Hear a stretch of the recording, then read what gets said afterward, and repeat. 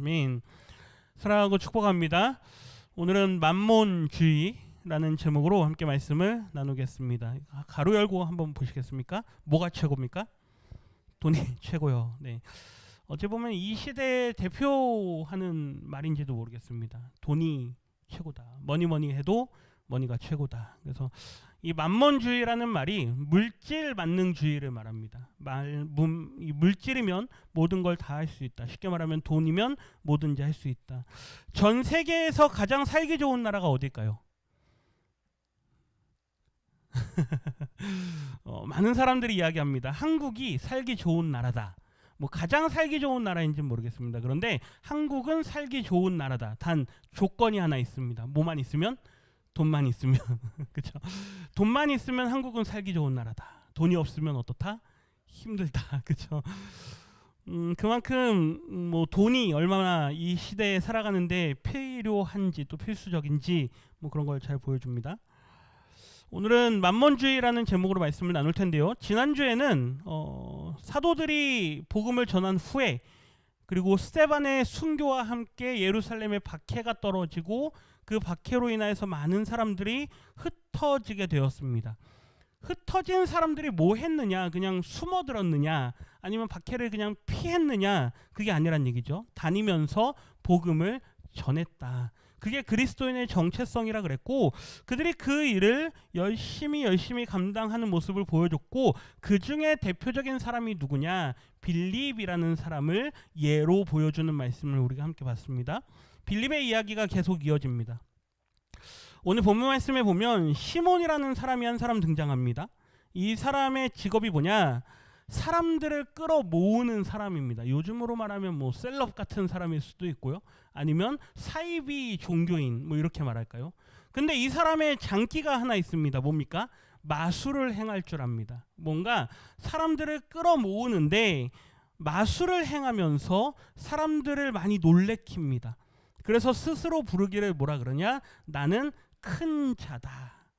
뭐 요즘으로 말하면 자칭 메시아, 보혜사, 뭐 재림예수. 오늘도 하나 안식교에서 책자가 하나 왔습니다. 그래서 자기가 재림예수인데 뭐 70몇 년도부터 해가지고 막 했다 뭐 그런 책 내용이 있더라고요.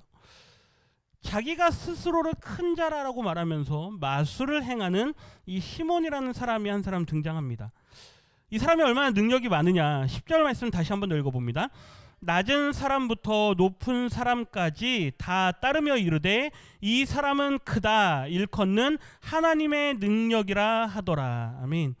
낮은 사람부터 높은 사람까지, 이게 이제 직역을 좀 하면요, 별 볼 일 없는 사람부터 당국계 어떤 높은 자리에 차지한 사람들까지, 그러니까 뭐 시장에 나가면 만날 수 있는, 흔하게 만날 수 있는 그냥 평범한 사람들로부터 아주 권세를 가지고 높은 지위를 가지고 있는 사람들까지도 이 시몬이라는 사람에게 빠져 있다는 이야기죠. 사마리아 땅에. 그러면서 사람들이 하는 말이 이 사람은 크다 일컫는, 하나님은 크신 분입니다 라고 말하는데 그 하나님의 능력이 곧 누구냐? 바로 이 시몬이다. 이 사람들이 이 사람을 가리켜서 이 시몬이라는 사람은 마치 누구와 같다? 하나님과 같다. 이렇게 부르는 거죠. 11절 말씀에 보면 이 사람이 이 사마리아 땅에서 그 일을 행해 온 게 단순히 어제 오늘의 일이 아니라는 걸 알 수 있습니다. 제법 오랫동안 그 일을 해왔습니다. 그래서 이 사마리아 땅에서 자기의 세가 견고하게 어느 정도 자리를 잡은 사람이란 이야기죠. 그런데 오늘 이곳에 누가 옵니까? 흩어진 많은 복음을 전하는 예수님의 제자들, 박해를 피해서 흩어졌던 사람들 중에 빌립이 들어왔고 이미 사마리아 땅에 복음을 많이 전하고 있었습니다. 그러면서 이제 빌립을 이 사람이 만나게 되는데, 빌립의 말씀을 한번 읽어봅니다. 빌립이 하나님 나라와 및 예수 그리스도의 이름에 관하여 전도함을 그들이 믿고 남녀가 다 세례를 받으니. 지난주 말씀처럼 빌립이 사마리아 땅에서 열심히 복음을 전합니다. 그가 전하는 복음의 내용은 다르지 않습니다. 하나님의 나라, 그리고 예수의 이름, 이게 반복해서 나오죠. 하나님의 나라와 예수의 이름에 관해서 열심히 복음을 전하니까 사람들이 다 어떻게 합니까? 그를 믿습니다. 그를 믿는 게 아니라 그의 말을 믿는 거죠.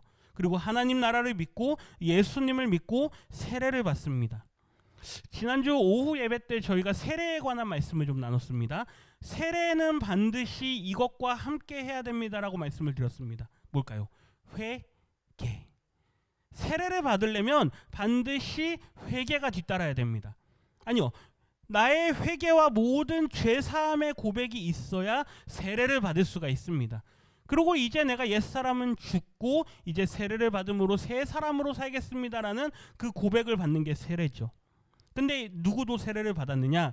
빌립도 누굽니까? 시몬도 빌립의 말을 듣고 예수님을 믿고 세례를 받습니다. 굉장히 놀라운 일이죠.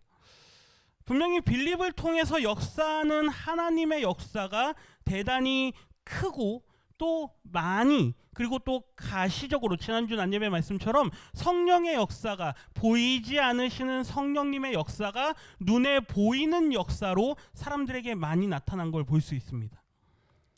그렇기 때문에 사마리아 땅에서 오랜 세월 동안 터를 잡고 자기의 세력을 구축해왔던 이 시몬이라는 사람이 빌립을 보자마자 단기간에 납작 엎드리게 된 거죠. 아, 이 사람은 나보다 더 나은 사람이구나. 아, 이 사람은 진짜구나. 나는 그저 마술 정도 행하는 사람인데, 트릭이죠, 트릭. 속임수로 나는 마술 정도 하는 사람인데 이 사람은 진짜구나. 빌립 앞에 납작 엎드립니다. 그러면서 빌립에게 뭘 받습니까? 세례를 받습니다. 그리고 보면 전심으로 빌립을 따라다녔다라고 말씀하죠. 그 이유가 뭐냐? 그 나타나는 표적과 큰 능력을 보고, 분명히 성령님은 보이지 않는 하나님의 통치하시는 영입니다. 그런데 그 통치하시는 하나님의 영이 빌립을 통해서 역사하는 걸 보면서 이 시몬이 빌립 앞에 납작 엎드립니다. 그리고 그를 따르죠. 여기서 한 가지 재미있는 질문이 하나 드는데요. 우리가 뒤에 내용을 다 아니까, 성경의 말씀이 빌립이 어떤 사람이라는, 이 시몬이 어떤 사람이라는 걸 아니까 한번 제가 성도님들께 여쭤보겠습니다. 믿고 세례를 받는다고 다 구원받을 수 있습니까?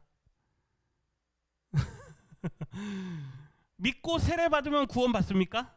아멘. 그렇죠? 믿고 세례 받으면 다 구원받습니다. 그런데 중요한 건 믿고 세례 받아도 다 구원을 받지는 못합니다. 왜요? 구원은 단순히 내가 믿습니다, 그리고 내 인생은 엉망으로 살아가면 그걸로 구원이 되느냐? 아니란 이야기죠. 반드시 믿음과 그리고 세례를 받고 구원에 대한 어떤 확신이 있어도 이후에 나의 삶에 사라지는 과정 가운데 반드시 구원의 삶을 날마다 이루면서 살아가야만 합니다. 빌립을 보면서 이 시몬은 예수에 관한 말씀도 들었고, 그리고 정말로 저 사람을 통해 역사하는 하나님이 크신 하나님이구나라는 걸 깨달았습니다. 그래서 그 순간에 내가 회개하고 세례를 받습니다 해서 세례까지 받았을진 모르지만 이 시몬은 구원받았다라는 그 증거를 어디에서 찾아볼 수도 없습니다. 왜 그러냐면 우리가 그 뒤에 말씀에서 보게 되죠. 뒤에 말씀을 이어서 보기 전에 이 말씀을 먼저 같이 한번 읽어봅니다. 그러므로 나의 사랑하는 자들아, 너희가 나 있을 때뿐 아니라 더욱 지금 나 없을 때에도 항상 복종하여 두렵고 떨림으로 너희 구원을 이루라. 아멘. 제가 지지난 주일날 난예배 말씀에 하나님의 나라는 이미 우리 가운데 이루어졌다라고 말씀을 드렸습니다. 그런데 그 하나님의 나라는 아직 완성되지 않았다라고 말씀드렸죠. 마찬가지로 우리가 예수님을 믿으면 구원이 우리에게 임합니다. 그러나 그 믿었다라는 그 믿음이 정말로 우리를 구원으로 온전히 이끌어가기 위해선 우리의 평생에 살아가는 날 동안에 하나님께서 주신 이 구원을 두렵고 떨림으로 말씀에 순종하고 복종함으로 이루어 가야만 하는 우리의 삶의 과정들이 있다는 이야기죠. 오늘 시몬은 비록 그가 믿고 세례까지는 받았습니다. 그런데 이후에 보는 말씀들을 보면 이 사람이 정말 구원받은 하나님의 백성인가 의심하게 만드는 여러 요소들이 나타난다는 이야기입니다. 여기서부터는 우리 스스로에게도 적용을 하면서 말씀을 봐야 될 줄 믿습니다. 왜요? 여기 계신 모든 성도님들이 다 믿고 세례를 받으셨기 때문이죠. 그러면 이제 이후에 이 시몬과 과연 우리의 모습은 얼마나 다르냐.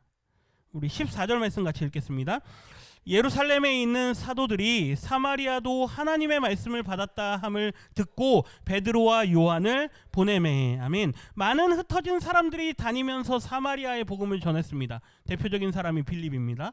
그리고 이제 그 사마리아 땅에도 예루살렘과 온 유대와 사마리아와 땅끝까지 할 때 그 사마리아도 복음이 전파됐다라는 소식이 들려왔습니다. 그래서 대표적인 사도 두 사람 베드로와 요한을 이제 그쪽으로 파송해서 보냅니다. 한번 사마리아 땅에 가서 그들의 신앙이 얼마나 잘 자리 잡혔는지, 복음의 말씀이 얼마나 제대로 왜곡되지 않고 예수님에 관한 말씀이 잘 전파되었는지 그 땅을 한번 둘러보시고 위로하고 하는 일을 하고 좀 오십시오.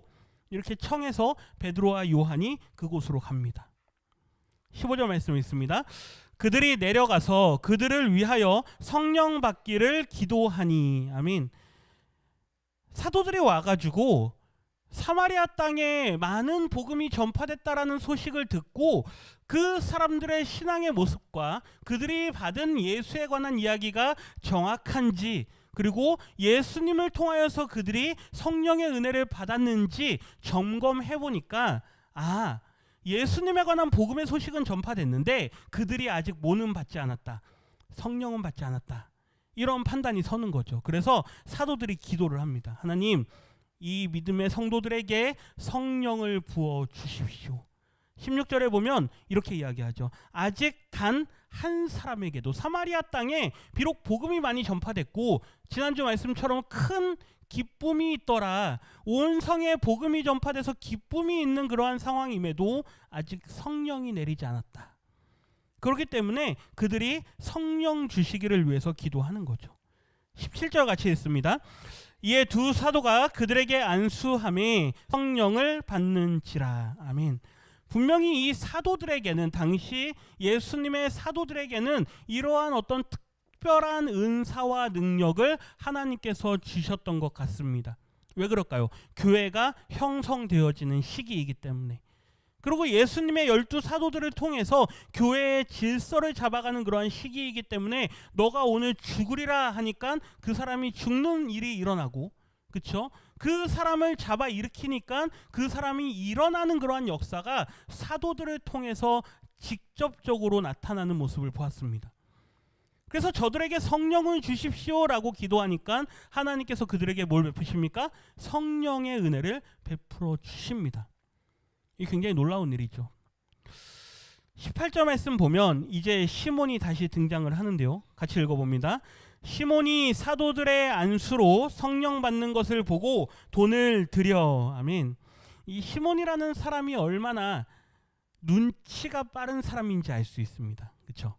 지금까지 내가 해왔던 그 모든 어떻게 보면 자기를 따르는 사람들도 있을 거고 자기 제자들도 있을 겁니다. 그런데 빌립이라는 사람을 보면서 당신이 나보다 더 큽니다 그러면서 빌립 밑으로 들어갑니다. 그런데 예루살렘에서 더 큰 사도들이 왔습니다. 대사도들이 왔죠. 그들이 성령을 베푸는 걸 보면서 또다시 자기의 주인을 바꿉니다. 누구에게로 갑니까? 요한과 베드로에게 갑니다. 그러면서 사도들에게 뭘 주죠? 돈을 줍니다. 그러면서 하는 말이 19절인데요. 이 권능을 내게도 주십시오. 그리고 누구든지 내가 안수하는 사람을 성령을 받게 해 주십시오. 이 시몬의 말을 보면 아주 재미있는 걸 두 가지를 발견할 수 있습니다. 하나는 이 사람은 진짜 장사 잘하는 사람이구나. 그렇죠? 어떻게 하면 사람을 잘 끌어모을 수 있는지, 그리고 어떻게 하면 정말로 인기가 많아질 수 있는지, 요즘 말로 하면 어디에다 교회를 세우고, 그렇죠? 어떻게 언어를 사용하고, 그 다음에 어떤 멘트를 쓰고, 또 어떤 행동을 하면 교회가 쉽게 부흥할 수 있는지, 이런 걸 굉장히 잘 아는 사람이구나. 어찌 보면 탤런트가 있는 겁니다. 어떤 연예인적인 그런 기질이 있는 거죠. 또 하나는 이 사람의 마음이 얼마나 완악한가를 볼 수 있습니다. 보십시오. 본인 스스로가 성령을 받았다라고 성경에 말씀하지 않습니다. 시몬이 성령을 받았다라고 성경이 우리에게 말씀하지도 않을 뿐더러 정작 자기는 성령을 경험하지도 않았지만 베드로와 요한이 성령을 주십시오라고 기도하는 그 모습을 보면서 나도 성령을 받고 싶다라는 그 마음을 갖는 게 아니라 어떤 마음을 갖습니까? 나도 저 성령을 주는 능력을 갖고 싶다. 이해가 되십니까? 이 사람의 마음이 얼마나 완악한지 하나님의 영이신 성령을 간구하고 성령을 사모하는 게 아니라 성령을 주는 이 장갑이 나에게 있으면 좋겠다. 뭘 원하는 겁니까? 요술 지팡이를 원하는 겁니다. 이 사람의 마음이 얼마나 완악합니까? 하나님, 요한이여, 베드로여, 내가 성령을 받는 것보다 성령을 주는 능력을 내게 주소서. 성령을 받아본 적도 없고 성령의 은사를 체험한 적도 없고 성령의 능력이 뭔지 경험한 적도 없는 그가 그저 원하는 게 뭡니까? 성령을 주고 싶다. 왜 그럴까요? 이 사람의 마음을 꿰뚫어 볼 수 있는 게 있죠. 이 성령의 능력이 나에게 있으면 내가 뭘 할 수 있다. 돈을 벌 수 있다. 내가 얼마를 갖다 바치든 나에게 성령을 주는 능력이 생긴다면 내가 그 갖다 바친 돈보다 더 몇 배, 1000배 많은 돈을 벌어들일 수 있다. 저게 진짜 장사 아이템이다. 그 마음을 읽을 수 있는 거죠. 영어 단어 중에 사이먼이라는 단어가 있습니다. 이 사이먼이라는 단어는 성직 매매, 그러니까 중세시대 때 나온 단어인데요. 중세시대 때 사람들이 성직자가 되는 거를 돈을 주고 사고 팝니다. 오늘날에도 뭐 없다라고 말할 수는 없습니다. 근데 이 성직자가 되는 이 돈을 주고 성직을 매매하는 이 단어가 사이먼인데 이 단어가 어디서 나왔을까요? 이 시몬이라는 사람의 이름에서 나왔습니다. 당시에 이렇게 성직 매매하는 사람들의 모습을 이 사람이 누구의 모습과 같냐? 옛날에 보니까 성경에 시몬이라는 사람이 하나 있었다. 사도들의 그 권세, 하나님께서 사도들에게 베풀어진 그 권세를 뭘로 하고자 했다? 돈으로 얻고자 했다. 그래서 자기도 뭐가 되고자 했다? 사도와 같은 사람이 되고자 했다. 그래서 사이먼이라는 단어가 생겼는데요. 이 사람의 마음을 베드로가 꿰뚫어 봅니다. 20절 말씀에 있습니다. 베드로가 이르되 내가 하나님의 선물을 돈 주고 살 줄로 생각하였으니 내 은과 내가 함께 망할지어다. 아멘. 베드로는 성령에 충만한 사람이었습니다. 그렇죠? 이미 오순절 초대교회 때부터 성령의 충만함을 먼저 받고 경험한 사람입니다. 그러니 성령이 어떠한 분이신지, 성령의 속성이 어떠한지, 이렇게 돈을 주고 사고 팔 수 있는 그런 성질의 것이 아니라는 걸 너무나도 잘 알고 있죠. 너가 하나님의 선물을 돈 주고 살 생각을 했구나. 내가 말한 그 은과 함께 너가 망할지어다. 그러면서 하는 말이 21절입니다. 같이 읽습니다. 하나님 앞에서 내 마음이 바르지 못하니 이 도에는 내가 관계도 없고 분깃될 것도 없느니라. 아멘. 내 마음이 하나님 앞에 올바르지 않다. 너의 마음이 삐뚤어져 있다. 너의 마음은 오로지 뭐만 가득 차 있다. 돈을 벌고자 하는 그 마음만 가득 차 있구나. 물질의 노예가 돼 있구나. 너가 물질이면 모든 게 다 된다라는 그 만몬주의에 빠져 있구나. 물질로 능력을 사고자 했느냐? 하나님의 나라에 너가 관계할 수 없다. 하나님의 나라의 유업을 너가 받을 수 없다. 보십시오. 지난주 난예배 말씀에 성령이 뭐냐? 성령 하나님이 어떤 분이시냐? 그분은 하나님의 통치하시는 영이십니다. 그러면 하나님의 통치하시는 영이 언제 나타나느냐? 하나님의 나라가 나타날 때, 하나님의 통치가 선포될 때, 사도 요한과 베드로가 사마리아 땅에 와서 성령을 주십시오라고 말할 때는 능력을 주십시오 그걸 말씀한 게 아닙니다. 뭘 말씀한 겁니까? 이 사마리아 땅의 주인이 바뀌게 해 주십시오. 하나님이 이 땅을 다스리는 통치가 일어나게 해 주십시오. 그 증거로 그들에게 베풀어 주는 게 뭡니까? 성령의 은혜입니다. 그런데 오늘 이 시몬은 그 하나님의 나라의 속성인 그리고 하나님 나라로 인도하는 성령이 어떤 분이신지 전혀 이해하지도 못하고 그저 돈으로만 그걸 해결하려고 했던 것이죠. 22절 말씀에 보면 이렇게 기록합니다. 같이 읽습니다. 그러므로 너의 이 악함을 회개하고 주께 기도하라. 혹 마음에 품은 것을 사하여 주시리라. 아멘. 너의 마음이 잘못되었다. 너의 그 악한 마음을 하나님 앞에 뭐하라? 회개하라. 그리고 하나님 앞으로 너의 마음을 돌이키면 너의 그 품은 것을 하나님께서 사하여 주실 것이다. 그러면서 하는 말이 이거죠. 내가 보니 너는 뭐가 가득하다? 악독이 가득하다. 불의에 매인 바 되었다. 이 악독이 가득하다라는 말은 너의 마음속에 너에 대한 생각이 가득 차 있다. 즉 세상에 대한 것이 너의 안에 가득 차 있다. 성령은 어떤 분에게 주시느냐? 하나님으로 가득 찬 사람에게 주시는 선물이다. 마음속에 하나님에 대한 생각으로 가득 차 있는 사람에게 성령을 선물로 주시는데 너의 안에 성령에 들어갈 자리가 없구나. 너의 마음속에는 성령이 들어갈 자리가 없다. 골로새서 말씀을 한 군데 좀 보겠습니다. 골로새서 3장 1절과 2절 3절까지 말씀 먼저 읽어봅니다. 그러므로 너희가 그리스도와 함께 다시 살리심을 받았으면 위의 것을 찾으라. 거기는 그리스도께서 하나님 우편에 앉아 계시느니라. 아멘. 여기까지 먼저 보면 그리스도와 함께 다시 살리심을 받았으면 이게 뭡니까? 예수님을 믿고 회개하여서 세례를 받았다면 이 말입니다. 세례를 받고 나오면 너희가 이제 그리스도와 함께 다시 사는 은혜를 경험하게 되는 것이다. 그렇다면 그 다음 해야 될 게 뭐냐? 지금까지는 땅의 것만 추구하며 살았습니다.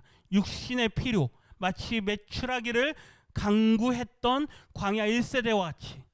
그런데 너희들이 하나님께서 원하신 건 메추라기가 아니라 매일매일 하늘에서 내려주시는 만나가 아니냐.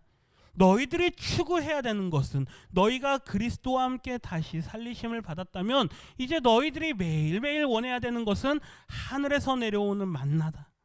그리고 거기는 그리스도께서 하나님 우편에 앉아 계시는 그곳이 아니냐. 그러면서 하는 말이 2절입니다. 같이 읽습니다. 위의 것을 생각하고 땅의 것을 생각하지 말라. 물질이면 다 된다라는 그 만몬주의를 이제는 던져버려라. 그리고 하나님께서 너희의 공급자가 되신다라는 걸 인정해야 되지 않겠느냐. 왜요? 3절입니다. 같이 읽습니다. 이는 너희가 죽었고 너희 생명이 그리스도와 함께 하나님 안에 감추어졌음이니라. 아멘. 너희의 옛사람이 죽었기 때문이다. 예수님을 믿는 그 믿음으로 인하여서 너희의 옛자가 죽었고 이제 너희의 생명이 그리스도와 함께 하나님 안에 있는데 왜 여전히 예수님을 믿는다 하고 세례도 받았다라고 하면서 성령을 받기를 원하면서 왜 하나님의 통치를 받기는 거부하느냐. 많은 사람들이 예수님을 믿습니다. 그리고 저는 교회 다닙니다. 예배도 잘 다닙니다. 그런데 성령께서 나의 마음을 통치하시는 건 부담스러워합니다. 그렇죠? 성령의 감화와 감동이 있는데 자꾸 그거를 이렇게 뒤로 밀어 누려고 하죠. 아니야, 이런 생각은 안 좋은 생각이야. 그러면서 자꾸 뒤로 내놓습니다. 분명히 하나님께서 우리의 마음과 생각 속에 여러 가지 하나님의 뜻과 하나님의 마음을 우리에게 허락하십니다. 그런데 그걸 우리가 애써 거부할 때가 있죠. 무시해버릴 때가 있습니다. 그리스도와 함께 하나님 안에 우리의 생명이 있는데 그걸 자꾸 세상의 기준으로 제한하고자 하는 마음들이 우리 안에 있다라는 거죠. 4절 말씀 같이 읽겠습니다. 우리 생명이신 그리스도께서 나타나실 그때에 너희도 그와 함께 영광 중에 나타나리라. 아멘. 지금은 비록 예수님을 믿는 그 믿음이 너희 안에 있다 하더라도 지금은 비록 이 땅에서의 삶이 여전히 고단할 수도 있다. 그러나 그 생명이 반드시 있음을 기억하면서 두렵고 떨림으로 이 구원의 이 삶을 이루어 갈 때 반드시 너희에게 영광 가운데 나타나실 그리스도가 찾아오실 것이다. 그러니 5절입니다. 같이 읽습니다. 그러므로 땅에 있는 지체를 죽이라. 곧 음란과 부정과 사욕과 악한 정욕과 탐심이니 탐심은 우상 숭배니라. 아멘. 우리가 이 말씀을 얼마나 잘 압니까? 탐심은 곧 뭐다? 우상 숭배다. 이 말씀을 우리가 너무나도 잘 압니다. 그런데 그 앞에 있는 말씀부터 쭉 읽어와야 됩니다. 구원을 받았느냐? 예수님을 믿고 세례를 받았느냐? 그렇다면 너희의 옛사람이 죽었다. 그러니 이제부터는 뭘 추구하라? 위의 것을 추구하라. 하나님께서 계신 그곳, 예수님께서 계신 그곳에서 우리에게 내려주시는 것을 추구하라. 너희의 지체를 죽이라. 음란과 부정과 사욕과 악한 정욕과 탐심, 물질이면 모든 게 다 된다라는 그러한 물질 만능주의의 만몬주의를 왜 너희가 우상 숭배라고 여기지 못하느냐? 제가 서두에 말씀드린 것처럼 얼마나 많은 사람들이 지금 물질 때문에 많은 일들을 겪고 있습니까? 이 땅에 일어나는 많은 일들이 뭐 뉴스에 매일 나오는 일들이 물질과 관련된 겁니다. 결국 그 문제가 해결이 되지 않으니까 여전히 힘들어하고 아파하고 고통받아 하죠. 이 세상에 물질 없이 살아가는 게 너무나도 힘든 세상입니다. 그걸 부정하지 않습니다. 그런데 그럼에도 불구하고 하나님께서 매일매일 우리에게 채워주시는 육신의 양식에 만족하고 감사할 줄 모르는 그 마음을 하나님께서는 계속해서 보고 계신다는 이야기죠. 우리 안에 있는 그 마음들, 조금 더 좋은 걸 가졌으면 좋겠고, 조금 더 다른 사람들보다 더 좋은 곳에 있었으면 좋겠고, 다른 사람들보다 더 많이 소유했으면 좋겠고, 이러한 마음들이 여전히 우리 안에 있음을 하나님께서 계속해서 보고 계신다라는 거죠. 그리고 말씀합니다. 골로새서 3장 6절 말씀 같이 읽습니다. 이것들로 말미암아 하나님의 진노가 임하느니라. 아멘. 광야 40년 동안 하나님께서 그들에게 원하셨던 건 너희가 이 만나를 통하여서 하나님 나라의 삶을 경험하고 훈련하기를 원한다. 그런데 그들이 원망하고 불평하고 울고 불고 난리가 납니다. 하나님께서 성령을 불어주셔서 성령의 바람을 불어주셔서 메추라기 떼를 몰아주시죠. 그런데 어떻습니까? 이 사이에 있어서 그걸 씹기도 전에 하나님의 진노가 그들에게 임합니다. 얼마나 많은 사람들이 그날 광야에서 죽임을 당했습니까? 메추라기는 은혜가 아닙니다. 메추라기는 하나님의 진노입니다. 그래서 만나와 메추라기, 우리가 이렇게 말하지만 만나가 하나님의 은혜이고 메추라기는 뭡니까? 하나님의 진노입니다. 그런데 둘 다 성령의 은혜입니다. 성령께서 역사하시는데 하나님의 말씀에 순종하는 자들에게는 만나의 은혜로 베풀어 주십니다. 하나님의 말씀에 불순종하는 자들에게는 메추라기로 심판하시는 거죠. 물질이면 최고다라는 그 마음을 가진 자들을 향해서 하나님의 진노가 임한다. 왜요? 그게 뭐기 때문에? 우상 숭배이기 때문에. 시몬이 그 말을 듣고 이렇게 요청합니다. 같이 읽습니다. 시몬이 대답하여 이르되 나를 위하여 주께 기도하여 말한 것이 하나도 내게 임하지 않게 하소서 하니라. 계속 말씀드리지만 이 사람은 눈치가 굉장히 빠른 사람입니다.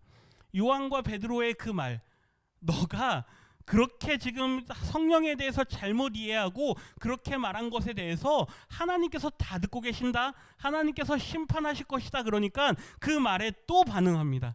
나를 위하여서 뭐 해주십시오? 기도해 주십시오. 그 진노가 내게 임하지 않게 해주십시오. 그 다음에 이 시몬이 어떻게 신앙생활 했는지에 대해서는 성경에는 기록은 없습니다. 그런데 초대교회 때 남겨져 있는 문헌들에 보면 이 사람이 여전히 여러 가지 이단적인 행동들을 많이 했다라고 기록이 남겨져 있습니다. 교회에 많은 어려움을 끼쳤다라고 이야기를 하죠. 25절 말씀 있습니다. 두 사도가 주의 말씀을 증언하여 말한 후 예루살렘으로 돌아갈새 사마리아인의 여러 마을에서 복음을 전하리라. 아멘. 여기서 한 가지 이 25절 말씀을 보면서 제 마음속에 많은 생각이 들었는데 그 중에 가장 큰 생각이 뭐였냐면 그러거나 말거나. 저를 한번 따라해 주시겠습니까? 그러거나 말거나. 이런 사람이 있거나 아니요, 안 하셔도 됩니다. 저런 사람이 있거나, 그렇죠? 복음을 전하다 보면 이런 사람도 있습니다. 시몬 같은 사람도 있습니다. 한번 하나님이 있으면 내 눈앞에 한번 내놔봐라. 하나님이 어디 있냐? 뭐 이런 사람도 있겠죠. 그리고 이렇게 했다가 저렇게 했다가 뭔가 교회에서 뭔가 어떤 행사를 한다 그러면 주르륵 쫓아오는 사람이 있습니다. 그런데 또 그게 없어지면 또 다시 안 나오고, 전도하다 보면 별 사람이 다 있죠. 그런데 사도들을 보십시오. 그러거나 말거나 그저 그들이 전할 말만 전하고 돌아가는 거죠. 주의 말씀을 증언하여 말한 후 예루살렘으로 돌아갈새 사마리아인의 여러 마을에서 복음을 전하니라. 우리의 자세는 어떠해야 되느냐? 마치 이 시몬처럼 물질이면 모든 게 다, 교회 사역도 물질이 다 한다, 뭐 이런, 심지어 이런 말도 교회 안에 나옵니다. 교회 사역하는데 돈이 없으면 어떻게 하느냐, 그렇죠? 맞는 말이지만 그 사람의 마음에 정말로 하나님을 생각하는 말로 하는 말인지, 아니면 정말로 물질이 최고다라는 마음이 그 마음속에 있는지, 그건 우리가 생각해 봐야 될 부분입니다. 이러거나 저러거나 우리가 해야 되는 건 하나님의 말씀을 전하는 일. 그게 우리의 삶의 중심이 된다는 이야기죠. 이러한 마음이 우리 안에 없다면 아마 여러 가지 일들로 인해서 흔들릴 겁니다. 교회가 재정적으로 조금만 어려우면 어떨까요? 막 어디 가서, 그렇죠? 이 재정을 어떻게 만들어야 될까? 얼마나 흔들리겠습니까? 근데 교회의 일은, 하나님의 일은 그렇게 돌아가지 않는다라는 것. 그건 이미 벌써 얼마나 많은 경험들을 우리가 지금까지 쌓아왔습니까? 하나님께서 교회를 이끌어 가시고 하나님의 사역들을 이끌어 가실 땐 물질이 중심이 아닌 하나님의 능력으로, 하나님의 선하심으로, 하나님께서 계획하신 그 일대로 하나님의 일들을 이루어 가신다라는 그 마음을 우리의 마음 가운데 깊이 새기실 수 있기를 주님의 이름으로 축원합니다. 기도합니다. 하나님 감사합니다.